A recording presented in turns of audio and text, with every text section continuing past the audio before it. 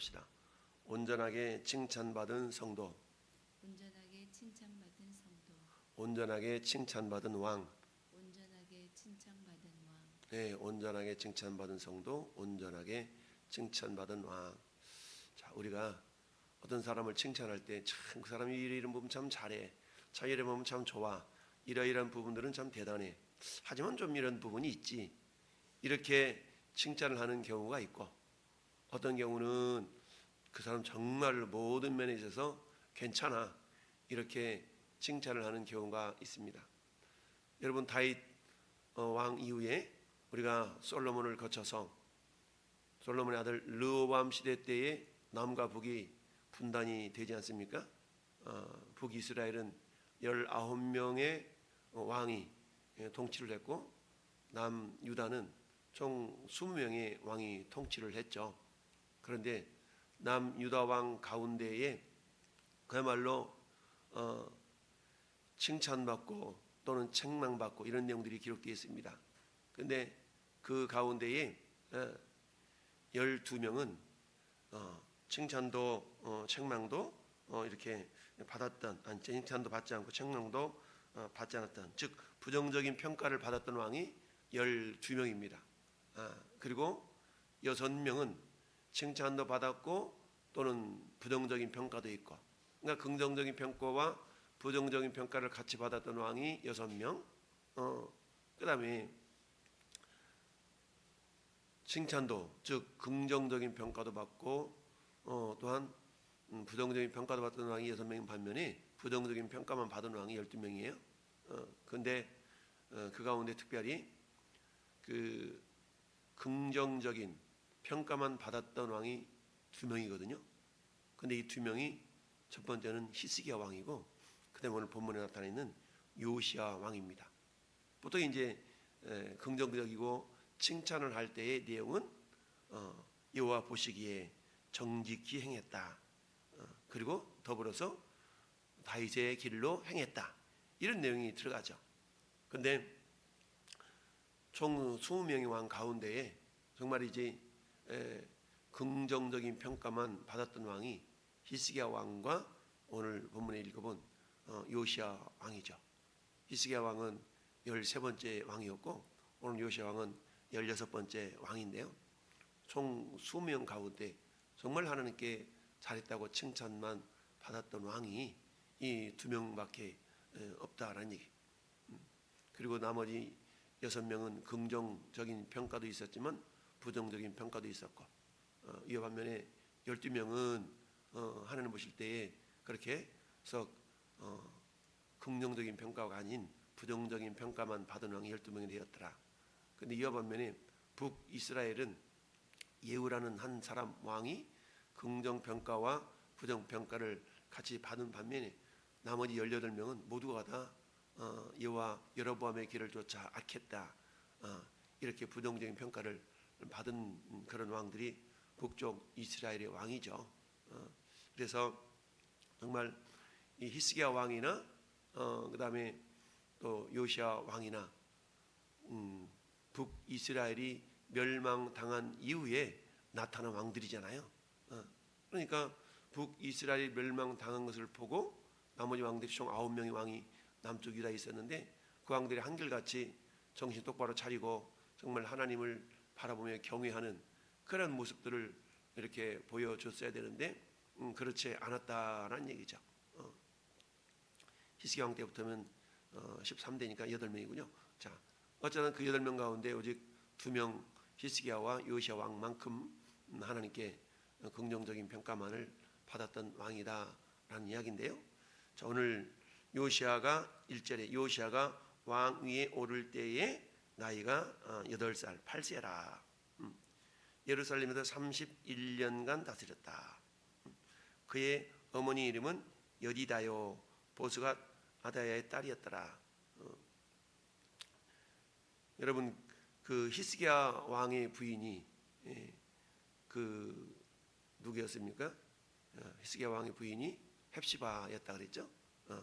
그러니까 나의 기쁨이 그에게 있다, 이런 뜻이었고요.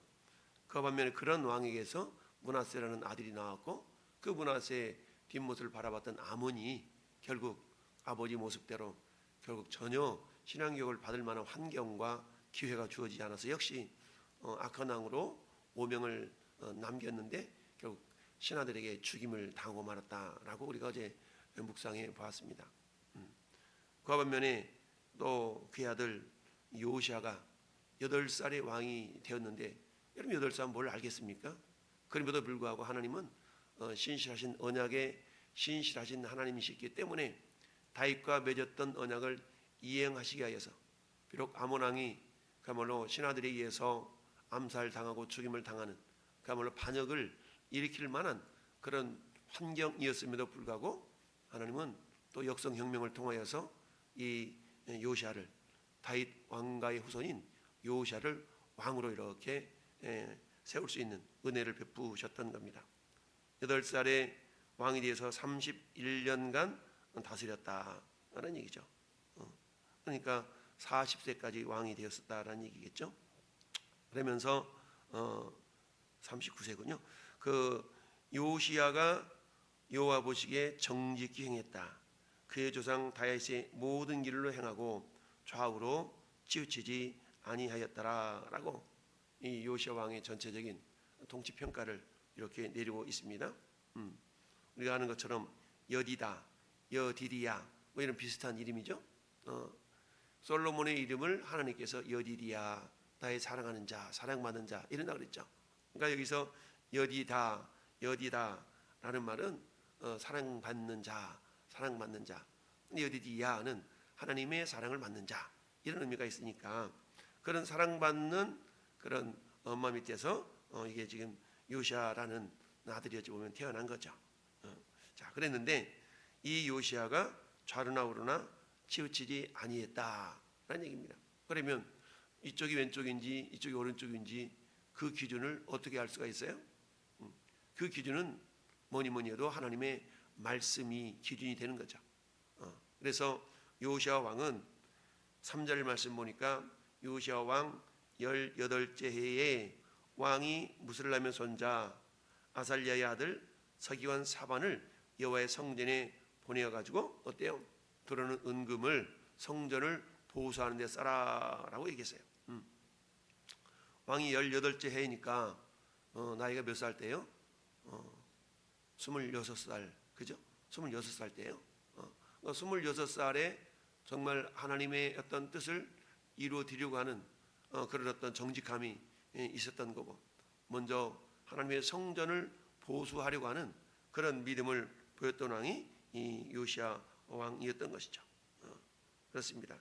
자, 이 유다 남유다 16대 왕으로 등극한 요시아는 그야말로 주전 640년부터 주전 609년까지 이렇게 통치를 했던 것이죠. 이때 국제 정세는 이제 아수르가 그 세력이 조금씩 이렇게 기울어져가는 그런 어떤 상황이었고, 메데라는 그런 나라, 그 나라가 이렇게 좀 강력해지고 있었고, 또 한편으로는 신흥제국 또 바벨론이 이렇게 지금 자라오는 그런 어떤 시대적인 상황이었습니다.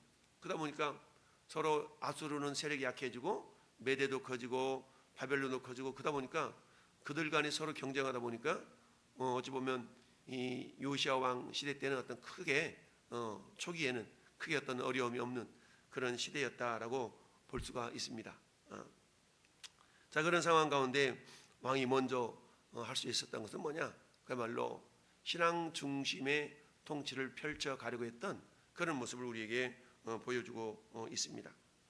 그렇습니다. 그야말로 성전은 뭡니까? 성전이라는 것은 하나님의 임재의 상징적인 장소 아니겠어요? 그러니까 요시아 왕은 하나님 중심의 통치를 펼치려고 했던 왕이었던 것이죠. 이것은 오늘날 우리가 어떻게 신앙생활을 해야 될 것인가라는 것을 보여주고 있습니다. 하나님 중심의 신앙생활, 그 하나님 중심의 신앙생활을 우리가 하게 될 때에 좌로나 우로나 치우치지 않는다라는 얘기죠.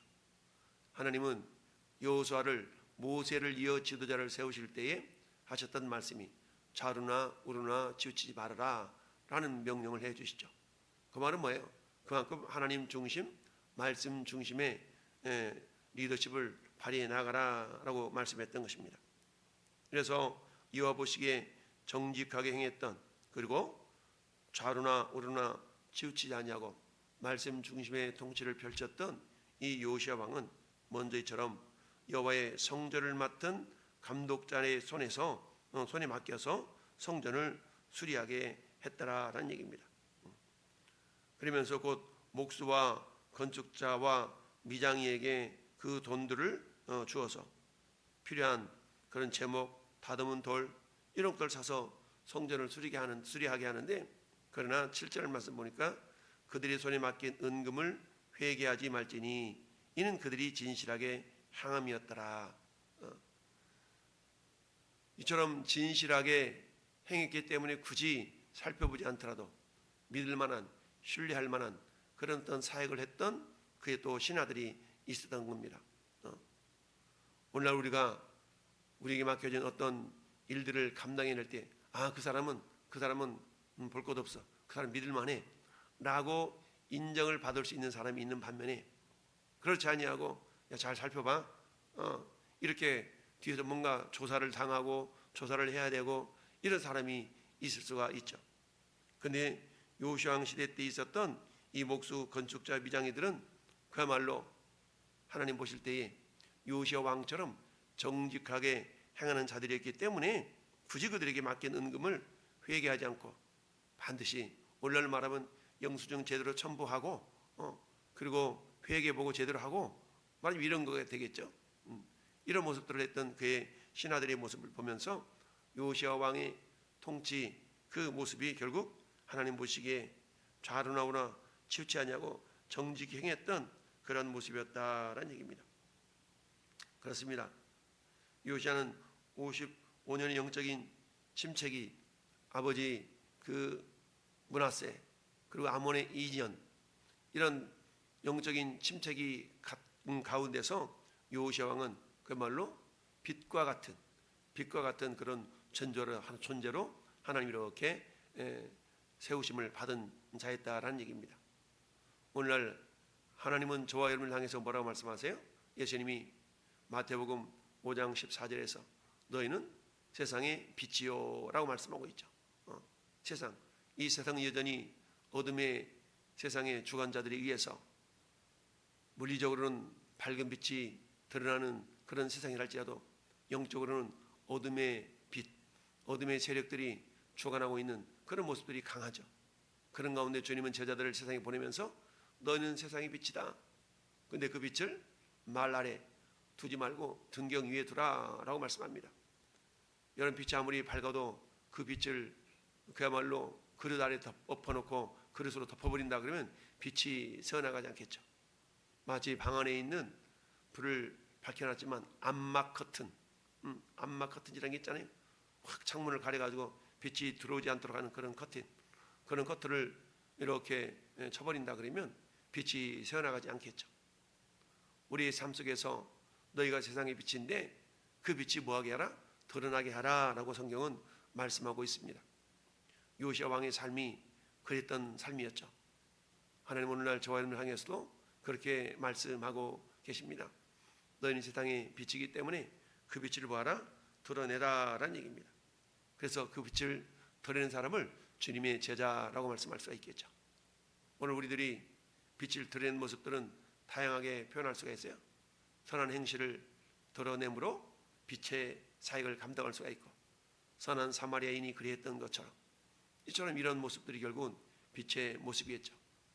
오늘 하루 한 주간 시작되었고 또 월요일 또 출근하며 새로운 또 삶을 시작하는 그런 날을 맞이해서 하나님 우리에게 원하시는 것이 55년 므낫세의 아무 그 아들 아몬의 삶을 이어서 나타난 이 8살의 그 요시야를 통해서 하나님은 새롭게 다윗의 길을 걸으며 정직히 행하고 좌로나 우로나 치우치지 아니하고 마지막 기울어져가는 그 유다의 빛과 같은 존재로 세움을 받았던 이 요시야, 오늘 이 시대 역시 마찬가지죠.